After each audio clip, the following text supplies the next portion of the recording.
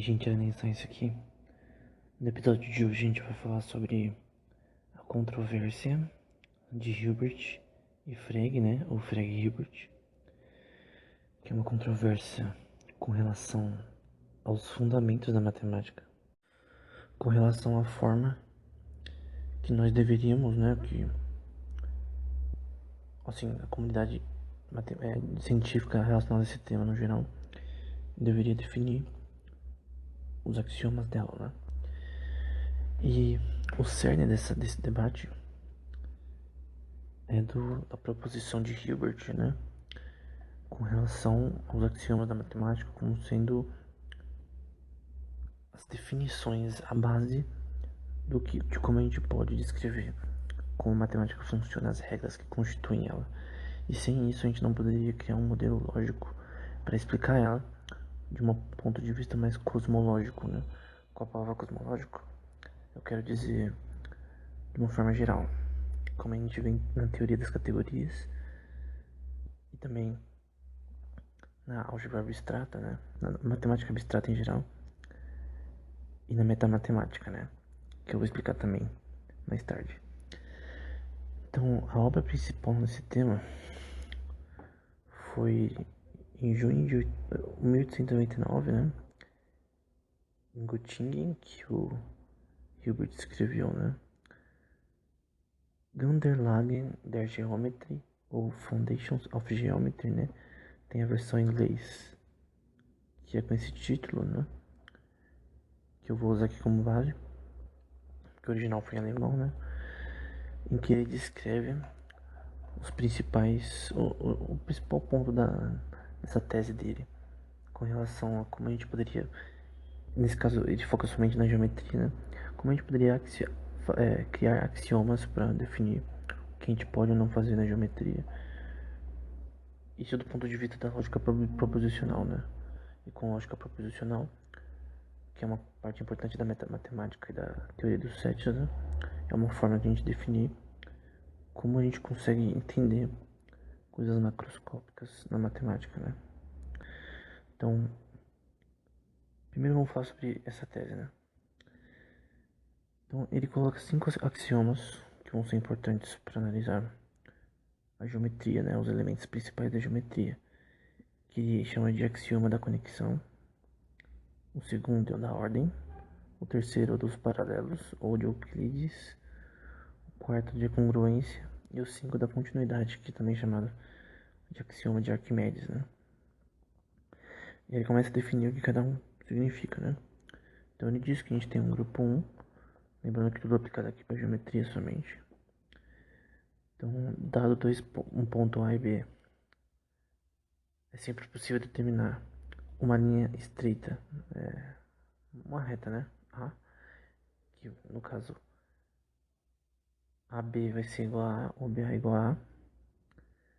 E aí ele continua, por exemplo, falando que cada 3 pontos ABC em um plano alfa não vão estar na mesma linha, na mesma reta,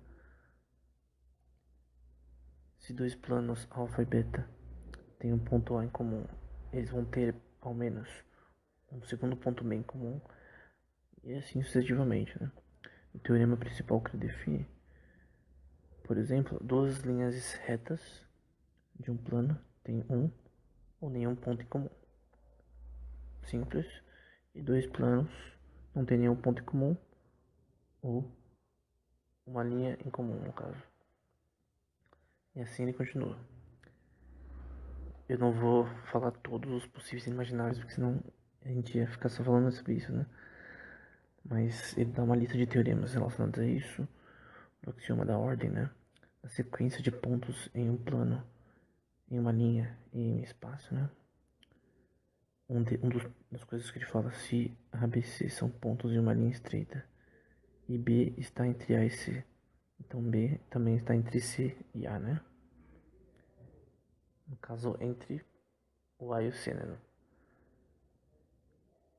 E você pode visualizar isso na sua mente. Então, você tem ponto ABC, o B está no outro meio. Enfim, são formas de você definir o que acontece nesse sistema, né? O que ele quer definir são as coisas básicas, né, os fundamentais. E depois também as coisas mais complexas que vão ser derivadas dos axiomas que a matemática possui, no caso. E ele continua explicando também as consequências do axioma da ordem. Tem uma parte legal sobre polígonos, por exemplo. Cada polígono simples nos quais as vértices estão em um plano alfa divide os pontos de um plano, né, que não pertencem a uma linha quebrada constituída dos lados do polígono. Enfim, ele continua. E também com imagens, né? É sempre importante a gente ter questão visual, né? Que é pra gente entender o que tá acontecendo. O grupo 3 é o que se chama dos paralelos, né? Se um plano A pode ser desenhado através de um ponto, não, em um plano alfa, pode ser desenhado através de um ponto A que está fora da reta A. Somente uma linha estreita que não intercede a linha A, né? E essa linha estreita é chamada de paralelo. Enfim, isso aqui do axioma dos paralelos, né? E assim sucessivamente. Tem o da congruência, que é um dos mais, assim, fáceis de explicar. Então, por exemplo, se a gente tiver um triângulo ABC e a gente ele vai ser congruente a um triângulo AB', ABC', né? E primo é tipo um aspas que a gente põe em cada um. Então, para definir um triângulo ABC, só que é diferente, né, um do outro, né? Então, ABC é diferente de ABC', né? Que tem, cada um tem um tracinho. Não sei se em português chama prima, a gente chama prime em inglês, né? E assim sucessivamente. Então, se você tem um ângulo H e K que intercedem retas A, B, C, D, esse ângulo HK vai ser congruente ao ângulo HK', e assim sucessivamente. A ordem também dos fatores não altera o resultado. Então você tem aí meio que o inverso de ângulos que são congruentes, né? Estabelecendo a congruência, explicando o que ele está tentando dizer. Ele está explicando a congruência, né, entre triângulos em forma axiomática, né? Não explicando o porquê dessas coisas, mas sim uma definição axiomática, né? Que no caso é o axioma da congruência. Embora talvez não seja aplicado para todos os termos, né? E posteriormente no livro ele fala sobre essa aplicação para o teorema de Desargues e o de Pascal também, que ele usa também para provar o axioma da congruência, né? Sem ele em si. E ele continua dando essas visões do triângulo, né? São congruentes em essência e assim sucessivamente, né? Depois que ele define esses 5 pontos que são os axiomas que a gente citou anteriormente, né? Que é o axioma da conexão, da ordem dos paralelos, da congruência e da continuidade, né? E ele vai explicando as coisas com mais detalhes, né? E aí que ele continua explicando cada um de uma forma mais detalhada, mais específica, com o objetivo de dar uma noção geral sobre como esses axiomas se aplicam para qualquer tipo de geometria, né? No fim, no apêndice, ele vai chegar a dar tipo um quadro bem bonitinho, que ele fala, por exemplo, ele compara a estrutura, né, da geometria de Riemann, de Euclides, né, a de Lobachevsky, uma geometria não legendriana, né, do Legendre, não e a semi-euclidiana, né? Ele compara as diferenças de cada uma em determinados contextos. Então, por exemplo, no caso de dado um ponto, nós podemos desenhar no caso, quando a soma dos triângulos, os ângulos de um triângulo é maior que dois ângulos retângulos, né?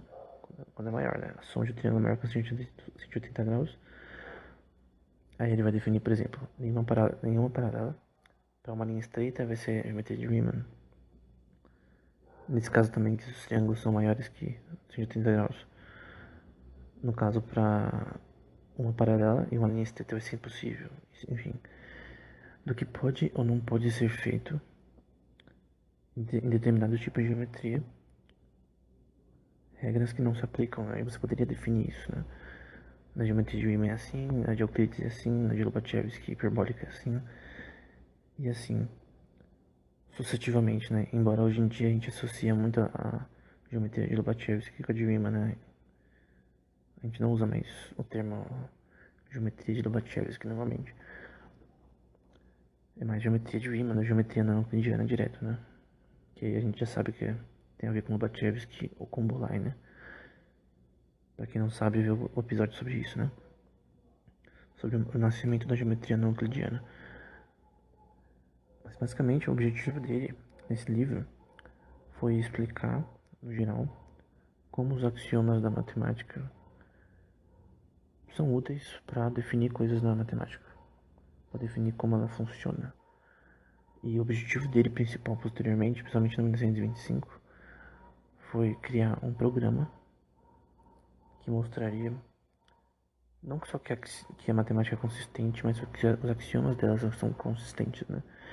Isso vai ser uma coisa que tanto o Frege quanto o Hilbert vão acreditar, né?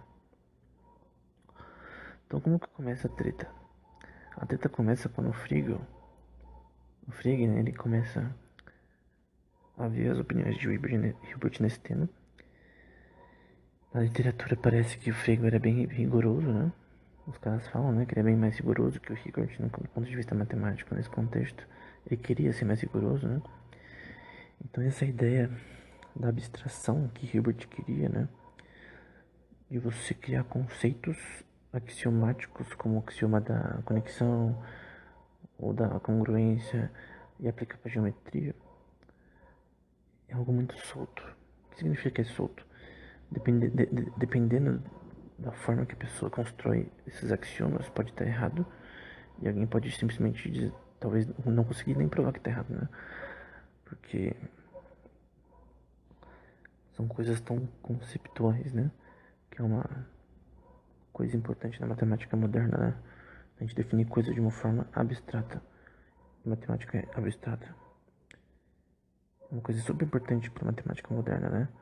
Mas naquela época, alguns vinham com uma visão talvez errada, né? Hoje em dia, por exemplo, a gente tem também Hilbert teve uma ênfase nisso, né? A gente tem hoje a teoria das categorias, né?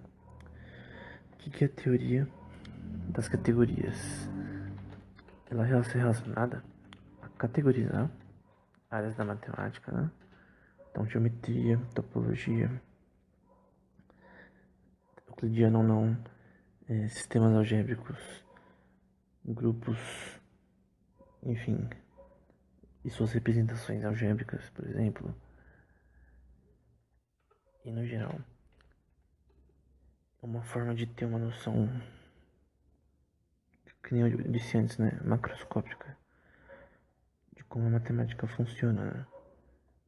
Então, nesse contexto a gente tem mapas entre categorias. Então, por exemplo,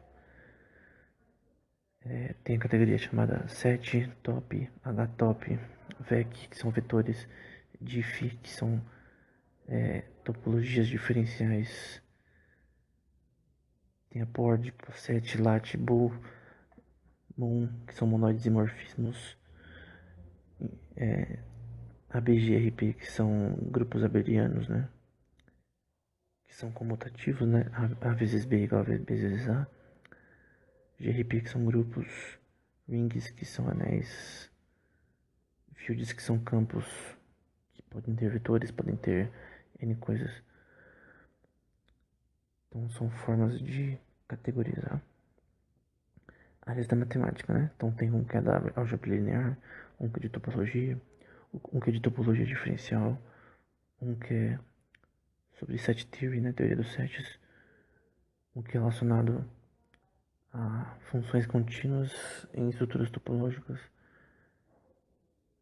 é meio que uma forma da gente ter diversas áreas e conseguir conversar entre as outras, né?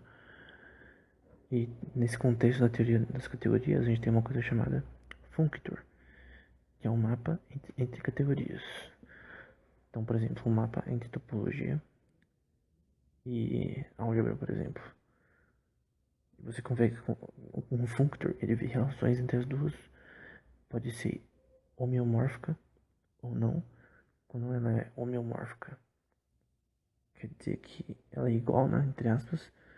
Então, uma estrutura homeomórfica, por exemplo, um donut é homeomórfico com uma caneca. O donut tem um furo, que a gente chama um furo, né, que a gente chama de genus 1. Quando não tem furo, como uma bola, por exemplo, é genus 0, né? E a caneca também, né? Só precisa achatar para ter onde você põe o líquido na caneca, né? Não tem furo, senão vai cair, né? Então é fechado, né? O único furo é na hora de. É na parte de você pegar na caneca com o dedo, né? Então você consegue, se você tiver uma massinha grande o suficiente e você faz um donut ali, vamos supor que seja impossível de nessa massinha hipotética de você tirar o furo. Você não consegue transformar em uma bola. Até porque não tem como, né? Nesse contexto que a gente tá querendo colocar. Mas você consegue transformar em caneca. Contanto que tenha um furo, né? Essa é a regra. Pega uma massinha, ela obrigatoriamente tem que ter um furo, né? Você não pode. Vamos supor que tem uma coisa impedindo você juntar ela. Mas você consegue transformar em uma caneca, né? Então tem estruturas que são homeomórficas a outras, né? Tem uma relação geométrica entre elas, né? Topológica nesse contexto. Então a teoria das categorias faz isso, né? Ela permite que você consiga fazer projeções, né? Entre categorias na matemática e ver a relação entre elas. E uma coisa relacionada à teoria das categorias também é a metamatemática, né? O que é metamatemática? É uma forma de você usar, não as categorias da matemática em si no geral, mas lógica proposicional, né? Teoria dos sets, para explicar coisas que a matemática não pode fazer, né? Nesse contexto a gente também tem morfismos, né? Morfismo vai ser um mapa entre dois objetos de uma categoria abstrata. Então, como eu disse, o homeomorfismo, né? Quando as estruturas são iguais. Então, vamos supor que eu tenho uma categoria como um grupo abeliano, em que A vezes B é igual a B vezes A. Eu posso fazer um mapa entre grupos abelianos e monoides abelianos, né? No caso, esse grupo ele é idêntico, ambos eles se completam, né? Lembrando que monoide é um set fechado, que você pode ter operações binárias nesse contexto, né? Você pode ter multiplicação, coisas aritméticas, né? Nesse contexto, né? Mas não é um grupo. Não precisa ter, não precisa ter necessariamente ter inversos disso, né? Um grupo fechado você tem, e no caso abeliano, A vezes B vai ser igual a B vezes A, né? Não necessariamente, né? Mas um exemplo prático é entre a categoria de grupos abelianos e monoides. Então, isso sempre num campo topológico normalmente, né? Então, o morfismo é uma coisa essencial na parte básica disso. Tem um monomorfismo de uma categoria, né? Então, usando o Matt Wolfram aqui como base, né? Você tem O e V, que no caso você quer mapear de Z até Y, né? Pode ser qualquer categoria. E F de U vai ser igual a F de V. E no caso vai ser um monomorfismo. E se for o contrário, né? Se o resultado final for V de F, vai ser um epimorfismo. Então, é basicamente isso. Tem também isomorfismo. Quando um objeto tem isomorfismo entre dois objetos, né? No caso, duas categorias. Ou seja, topologia e álgebra, por exemplo. Ou topologia e teoria dos anéis, né? Um anel pode ser fechado. Por exemplo, um anel, vamos pegar de 0 a 1. Eu posso definir de 0 a 1 como um anel, em que nesse anel eu só vou ter números irracionais de 0 até 1. Números irracionais de 0 até 1 é um exemplo de um anel. Então eu quero fazer uma relação entre a categoria, no caso, topologia em geral, com anéis. É um exemplo. Eu posso achar nisso, eu posso definir isso de forma com homeomorfismos, né? Que de novo aqui algo é igual a outro algo, né? Que um objeto é igual a outro. Com monomorfismo, epimorfismo ou com isomorfismo, né? Lembrando que isomorfismo também é uma relação meio que bijectiva desses dois objetos, né? Que você consegue ter mapeamentos sempre em pares de um para o outro, né? E também tem o endomorfismo, que no caso você tem um mapeamento de 1 para 1 desses objetos, né? Então, lembrando que o isomorfismo entre o objeto e ele mesmo se chama automorfismo, né? Então são bastantes nomes, né? Homeomorfismo, e nessa classe a gente tem monomorfismo, epimorfismo, isomorfismo, endomorfismo e automorfismo, né? E todos esses morfismos, né, definem a relação entre objetos, entre categorias, entre si na matemática, né? E isso é super importante do ponto de vista, de novo, cosmológico da matemática, né? De você ver como as áreas se interagem e como a gente pode definir elas de uma forma mais simples, mais geral. Então, você axiomizar, né? Colocar axiomas nessas categorias, né? Como o Grothendieck, por exemplo, é muito conhecido relacionado a isso, né? Então, esse contexto de teoria das categorias, metamatemática, é bem importante, né? Lembrando que na metamatemática de você tentar explicar o que a matemática pode ou não fazer, né? Como, por exemplo, a Julia Robertson, que a gente falou em outro episódio. Ela usou conceitos de metamatemática também para explicar por que o 10º problema de Hilbert não poderia ser resolvido, né? E o problema era esse. Dada N equações diofantinas, me faça um programa, né, que consiga dizer se elas são verdadeiras ou não. E no geral você não pode fazer isso, é impossível. Porque é um problema na classe exponencial, né? A gente não tem como definir uma forma, um algoritmo para definir se tais funções diofantinas, classe delas, né? Alguma classe delas mais complexa. Não pode ser definida dessa forma, né? Não pode ter um programa que vai validar essa é verdadeira ou essa não. Não importa que supercomputador você use, né? Sempre vai ser um problema complexo. Então, tem essa questão e mesmo usando até coisas recentes como inteligência artificial e coisas do tipo, você não consegue resolver muitos tipos de problemas, né? Que são dados como sem resolução no momento. E tem problemas que você pode fazer algo desse tipo, né? Tem um problema específico e você quer saber se tem solução ou não, você consegue fazer um programa para isso. Mas especificamente para equações diofantinas, não tem como. De uma classe específica, né? Então a metamatemática tem de se responder dessa forma, foi o que o Julia Robinson fez, e depois também Yuri Matsevich, e tentar explicar com lógica proposicional, né, o que pode ou não pode ser feito nesse contexto, né? Então a metamatemática tenta explicar o que pode ou não pode ser feito na matemática em si. Quais são as limitações da matemática em si, e você conseguir provar isso de uma forma mais simples, né, mais proposicional, né? Usando os axiomas da matemática como base. Obviamente, a gente sabe que e a própria matemática sabe disso, né?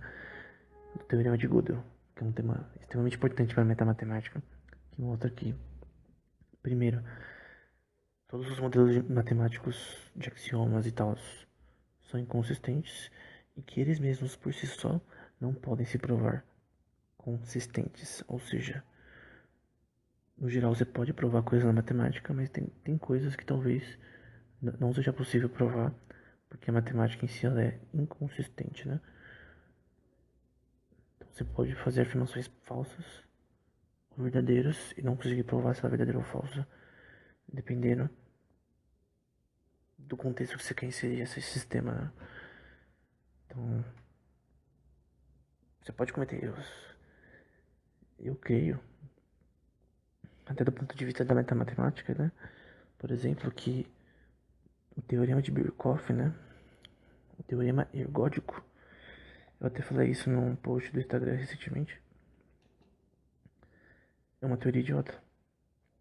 E eu não tô sozinho nessa, né? Tem outros caras que também falam que teorema ergódico não é uma teoria que ela não tem um respaldo realmente científico, né? Então eu vou dar um exemplo simples. Um exemplo metamatemático de algo que não funciona na verdade. Então imagina que você tá tomando café. E aí de repente vamos supor que sua irmã joga um sorvete no seu café. O que vai acontecer depois de um tempo, né? O café tá quente, né? O sorvete tá frio. Com o tempo, se você deixar lá ele 3 horas, 4 horas, o sistema daquele café, né, daquele recipiente líquido, vai ficar no estado de equilíbrio termodinâmico, né? O que significa isso? Que vai estar no estado da temperatura ambiente. Mesmo que ele estivesse quente, mesmo se você deixar seu café parado lá, ele ia ficar na temperatura ambiente. A teoria ergódica, ela diz que os movimentos das partículas nesse contexto, a dinâmica delas, no caso entre o sorvete e o café nesse caso, e poderia ser um sistema mais de laboratório, né? Você pegar uma caixa com gás e tentar ver com relação à temperatura dele. Quando ele fica em equilíbrio, termodinâmico com outro recipiente, por exemplo, com outro gás, enfim, ou com outros materiais sendo envolvidos ali. A teoria ergódica tenta explicar que esse sistema dinâmica dele, se você estabelecer como um campo de vetores, um campo vetorial, né, você consegue entender que pela dinâmica desse sistema, o movimento desse sistema, esse sistema se torna em equilíbrio, né? Nesse caso, se eu pegasse uma função que descreve a dinâmica desse sistema ao longo do tempo, eu conseguiria ver que a razão desse sistema está numa temperatura X e para temperatura Y que seja tem um nome com a entropia igual a zero, né, entre aspas, no sentido que cada vez mais ele fica numa temperatura de equilíbrio, né? Vamos supor que a temperatura de equilíbrio seja a temperatura ambiente, no caso, que muda ao longo do tempo, né? Mas sempre vai ser relacionado à temperatura ambiente. Se você estiver na Alasca, obviamente esse café não vai ficar quente.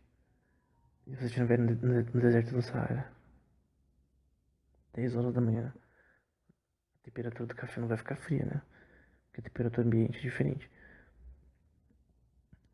Mas a teoria ergódica, né, queria responder, explicar, né, como a estatística mecânica da termodinâmica funciona. Tem uma tese do Herman e Rayleigh que está na descrição. Why ergodic theory does not explain the success of equilibrium statistical mechanics, né, de 1996. E eles dão esse exemplo do sorvete que eu dei. E eles dão vários exemplos de como a teoria ergódica não funciona. Que não tem por que você definir as coisas dessa forma. Eles até citam uma coisa chamada teorema de Kahn, que é o teorema do Kolmogorov, Arnold e Moser, né? Que mostra o oposto da teoria ergódica, né? Que esses sistemas não precisavam ser ergódicos e que as partículas, ou o grupo de partículas que aparentemente estão numa dinâmica que fazia esse sistema ficar em equilíbrio, na verdade não se movia, não tinha tantas deformações quanto eles pensavam. Então, embora tenha experimentos usando a teoria ergótica como base, eu até tentei procurar artigos recentes sobre a teoria ergótica, do ponto de vista não só matemático, mas físico. Eu não vejo muitas aplicações para teoria ergótica na física, né? Eu não achei paper nesse contexto recentes. Talvez porque não exista aplicações práticas da teoria ergótica. Ela não descreve bem a estatística mecânica da termodinâmica, né? Então mesmo você pôr um sorvete no seu café quente, você não pode explicar esse sistema como ergótico, não. Como base para explicar como isso funciona, né? Então, no geral, o teorema de Kant, como Grove, Arnold e Moser, né, diz que a teoria ergótica está errada. E Jacob Schwartz também foi um cara que falava sobre isso, né? Vou deixar na descrição também o paper dele. Que falava que a teoria ergótica é uma idiotice e tal, que o teorema de Birkhoff é uma idiotice sem sentido. Para teorias de probabilidade, né? Estatística, né? E o Jacob Schwartz foi um matemático importante pra caramba. Então, eu vejo dessa forma. Tem um exemplo do próprio Schwartz sobre a matemática em geral, né? Ele estava junto com um cara chamado David Finkelstein, que foi um cara muito importante para a teoria dos buracos negros, por exemplo, no começo. E ele estava com ele, era novo ainda, e eles estavam no vagão juntos, né? De trem, parece, alguma coisa assim, metrô, no subway lá. E aí ele desenhou parece num vídeo, parece o David Finkelstein contando depois, né? Ele desenhou uma linha e desenhou uma quadrada em cima dessa linha. E ele disse, né? Essa linha embaixo é a realidade. Esse quadrado que eu desenhei, que está em cima da linha, na parte da esquerda são as teorias, né? Na parte da direita são, no caso, as aplicações. Em cima a gente tem a parte teórica que define se as aplicações realmente funcionam, né? Que validam se essas teorias funcionam. E no fim é uma forma geral de descrever isso, né? Que na realidade, né? A gente tem que validar se teoremas realmente funcionam ou não. E tendo o teorema de Gödel em vista, na incompletude de Gödel, né? Se a matemática é inconsistente, então a gente pode falar mentiras usando a matemática também. A gente tem que validar se algo é verdade ou não, baseado na forma como ela funciona, né? O teorema de Gödel não invalida a matemática, ele só faz a gente ficar mais criterioso com ela, na verdade.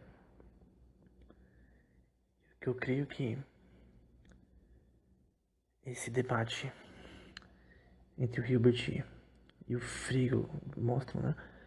É que na verdade a gente tem que começar a definir as coisas de uma forma consistente, que não seja sem falta de bom senso. O Frege vai chegar a dizer pro Hilbert, né? Aqui citando uma tese sobre essa controvérsia que está na descrição, do Michael David Ransky. Ele vai citar ele aqui, o Frege. Segue que a verdade dos axiomas são que eles não se contradizem. E isso não requer nenhuma prova. Isso na verdade está errado. Ele escreveu bem antes de Gödel, né? Uns 30 anos antes. Mas ele está errado, na verdade. Os axiomas contradizem sim. Porque não que eles se contradizem em si mesmo. Mas Gödel vai dizer que mesmo se eles forem inconsistentes, eles são inconsistentes. Porque você não pode provar por todas as coisas usando esses axiomas. Vão ter coisas que você não vai provar se é verdade ou não usando esses axiomas. Do ponto de vista da matemática, né? E Hilbert também é dessa opinião, mais ou menos que a de Frege, né? Só que de uma forma diferente. Ele vai dizer, né? Citando ele. E isso foi uma série de correspondências que eles tiveram em 1900, né? O Frege conversando com o Hilbert por cartas e tal. Assim como eu pensei, o Hilbert falando, né? Escrevi e dei palestras sobre esses assuntos Eu sempre declarei o oposto. Se arbitrariamente postulados axiomas que não se contradizem, definidos por meios de axiomas que existem, isso para mim é um critério da verdade da existência, né? Afirmando que a gente pode sim usar axiomas para definir coisas na matemática. O que Frege dizia é que a gente não pode definir coisas. Ele tinha esse problema com definição, né? E da consistência desses axiomas de Hilbert. Porque Frege acreditava que a matemática era consistente, já que o teorema de Gödel não tinha sido descoberto ainda, né? Então ele acreditava, o Frege, né? Que esses conceitos abstratos de Hilbert, eles não tinham um rigor matemático correto. Você não poderia validar esses axiomas de uma forma que seria útil, né? E uma coisa que ele fala é que os axiomas, o conhecimento deles deve vir antes dos próprios axiomas, né? Então, o próprio axioma da escolha, ou coisas desse tipo, tem que vir. Antes a gente tem que pensar em toda a matemática em si como base, né? Então, quando você faz os axiomas da geometria, por exemplo, a gente teria que ter como base não axiomas para definir a geometria, mas já a geometria para definir os axiomas. E tinha essa questão de que Frege, ele achava que Hilbert, ele queria dar definições para matemática que os axiomas não poderiam dar por si mesmos, né? Ele tinha um pensamento também uma coisa que ele chama de pensamento, em vez do axioma, de usar uma questão de, na verdade, o contexto geral de um sistema de escrever ele de uma forma de pensamentos, né? O que aquele conceito matemático realmente significa, né? Como que a gente pode interpretar ele de uma forma natural e correta. Então, é realmente um problema entre os dois, essa questão no caso de Frege, se realmente o que Hilbert queria era possível, né? Se definir os axiomas realmente construiria um modelo útil e significativo, né? Acho que o Frege busca mais significância, né? Se isso que Hilbert queria fazer era realmente útil, né? Porque se não fosse, para que fazer, né? Então, sobre essa consistência das provas, né? O Frege vai dizer que os axiomas da teoria sempre são uma forma de coletar pensamentos verdadeiros, né? E demonstrar eles, né? De você tentar. No caso, ele dizia que uma coleção de sentenças, né? Como uma forma axiomática não tem nenhum garantimento de verdade, né? Os axiomas que Hilbert estava propondo, você não conseguiria provar tudo usando eles, né? De certa forma, ambos estavam errados, né? E certos ao mesmo tempo, porque ambos têm pontos corretos e errados. Ambos estão errados em dizer que a matemática é consistente. A questão de Frege é que ele dizia que os axiomas de Hilbert não poderiam provar que não poderiam ser consistentes, né? Não poderiam validar se as coisas eram verdades ou não. E ele não gostava deles como definições da matemática. Ele achava que eles precedem os axiomas. Enquanto o Hilbert não via, não tinha uma noção, não estava nem aí para isso. Ele só queria definir os axiomas como um modelo que poderia explicar como as coisas funcionam. Então, ele não estava muito aí para esse papo de se realmente. Esse papo de que. Assim, esse papo de axiomas não são definições. Então, ele vai chegar a dizer o Hilbert, né? Nós pensamos de pontos e linhas retas, né? Planos, como tendo relações mútuas, né? Transformações inversas, né? Entre aspas, em que nós indicamos tais palavras como situadas entre paralelas congruentes contínuas. E a completa e exata descrição dessas relações segue os axiomas da geometria, né? Então aqui no Kronlagen ele fala isso, né? Lembrando que todas as referências estão na descrição. Outra coisa que agora que ele vai dizer, o significado das palavras ponto, linha e entre não são dados, mas são assumidos antes, né? No caso, Frege aqui. Frege dizendo que o significado de ponto, linha e o que é entre esses dois são conhecimento prévio, né? E também é deixado, não é tão deixado tão, de forma tão cabal e simples, né? O que você diz por ponto, que é uma carta pro Hilbert, ele falando pro Hilbert numa carta. Primeiro de tudo, né? Esses pontos, no sentido da geometria euclidiana, tem um sentido de geometria euclidiana, né? Mas depois você pensa nele como pares de pontos, falando do Hilbert aqui. E aqui axiomas são feitos de o fardo de ter definições. Além do que esse antigo significado da palavra axioma também emerge de outro significado que eu não consigo entender. Então, de novo, ele não conseguia entender se esses axiomas de Hilbert realmente eram úteis, né? E Hilbert, em final de dezembro de 1899, provavelmente, ele vai dizer, né? Eu não quero assumir nada de conhecimento prévio nesse contexto. Eu quero fazer minha explicação, né, com uma definição de conceito de ponto, linha e plano. Então, no caso, eu só queria definir axiomas, né, regras que definem o que a gente já sabe. Se isso está antes ou depois, não importa. Se alguém está olhando para definições de ponto, através da paráfrase de termos sem extensão, então eu devo me opor a tais tentativas, né, de uma forma decisiva, né.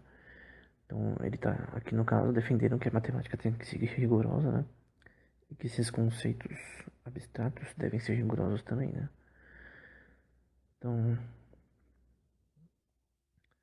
é mais ou menos isso, né. Então, no final ele chega assim, se não, ele vai dizer, né, e tudo se perde, né, e fica vago, minguado, né, e se degenera em um game de hide and seek, né, eu acho que é esconde-esconde em inglês. Então, é basicamente isso, né. O foco do Hilbert era dizer que os axiomas realmente eram importantes e que eles eram úteis, embora Frege dizia que não. Eles realmente continham definições. E, na minha opinião, eu creio que os axiomas da matemática, por exemplo, de piano e modelos mais maiores, como o de Zermelo-Fraenkel, o de Grothendieck, o de von Neumann, tem que pegar aqui o nome de todo mundo, que senão eu não consigo. De von Neumann, Bernoulli, Gödel, de Morse Kelly, de Tarski Grothendieck, enfim. Todos esses modelos de axiomas, eles são inconsistentes segundo o teorema de Gödel. Ainda assim definem o que acontece nesse sistema e são importantes para definir o que acontece. A gente tem que ter definições metamatemáticas de como a gente define os fundamentos da matemática. Então, tudo aqui é uma questão de fundamentos. Quais são os fundamentos da matemática? Como a gente deveria tratar eles? Será que eu posso tratar a geometria de forma axiomática ou é um erro? Será que esses conceitos não são úteis e não são definições corretas e rigorosas, né? Sempre o Frege ele queria mais rigor matemático. E naquela época talvez a geometria não, a matemática abstrata não tinha um foco tão grande assim da parte da comunidade científica ainda. Hoje em dia é mais comum. Mas naquela época, matemática abstrata não era bem vista, né? Hoje em dia é super importante, né? Para terminar, o Hilbert vai dizer em setembro de 22 de setembro, né? O conceito pode ser fixo logicamente pelas suas relações a outros conceitos da matemática, né? Essas relações formuladas em certas frases, né? No caso, proposições, né? Eu chamo de axiomas. Então, assim, a gente chega na visão de axiomas. E essas são definições de conceitos. conceitos como topologia, de repente, né? Esse tipo de coisa. Aí ele continua. Eu não penso nessa visão por causa dos requerimentos de rigor, de inferência lógica, de construção lógica de uma teoria. Eu estou convencido de que as partes mais sutis da matemática podem ser tratadas com certeza, com rigor no caso, né? Dessa forma. Senão a gente ficaria andando em círculos, né? Então ele basicamente está dizendo que, Frigo, tem sim como você criar axiomas, definir coisas de uma forma geral, para explicar como a matemática funciona, né? Que depois vai ser a teoria das categorias e tal, e matemática moderna que a gente tem hoje. Mas no geral, eu creio que por mais que ambos estavam errados em certos pontos, principalmente na questão de que axiomas eram super consistentes e tal, ainda assim, eu creio que esse debate, ele mostra que nos fundamentos da matemática a gente tem problema de definir as coisas, definir axiomas, né? O Von Neumann, por exemplo, vai dizer, numa das palestras dele de Illinois, né, que o que mais tem na teoria dos sets, né, que define os axiomas da matemática, eram notações diferentes. Então, um tinha uma notação, outro tinha outra. Outro dizia que a notação era melhor que a minha, outro dizia que é melhor que a do outro. Então, o Von Neumann dizia, nossa, esse cara só fica falando que uma notação é melhor e tal. Meu modelo é melhor, meu modelo de axiomas é melhor. Você tá faltando esse axioma da escolha. Ah, não preciso do axioma da escolha. Enfim, no fim a gente não consegue saber o que é verdade aqui no caso, né? Não é uma coisa simples.